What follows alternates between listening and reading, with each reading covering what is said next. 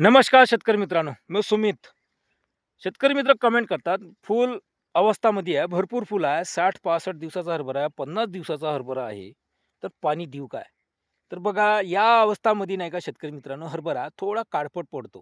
कारण की भरपूर फुल आलेले असते, थोडी जमिनीमधली ओल कमी होते. पण ओल कमी झालेली आहे का? नाही. ती एक नॅचरल अवस्था असते. ओल भरपूर असे हरभऱ्याला जास्त काही पाण्याची आवश्यकता नाही. सेन्सिटिव्ह हरभरा असतो. पाणी जास्त झालं की वाढत राहतो आणि फूल उशिरा येते. जसं माझा हरभराचा कालावधी म्हणजे आजच्या डेटमध्ये 54 दिवसाचा कालावधी आहे. बघा हिरवागार आहे आणि कुठे हरभऱ्याने कलर चेंज केलेला आहे. तो कलर चेंज करतो. का करतो कलर चेंज? कारण की त्याला फुल अवस्था येते, खार येतो, हरभऱ्याला माल पकडतो. माल आणि घाटे आणि फूल हे 50-50% असले की हरभरा आपल्याला काळपट दिसतो. मग काळपट दिसते म्हणून पाणी द्यावं का? नाही.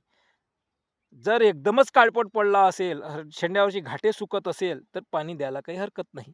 पण भर फुलात आपण जर पाणी दिले, तर पुन्हा फूल यायला खूप उशीर होईल शेतकरी मित्रांनो. आणि आपण पाणी केव्हा द्यायचे?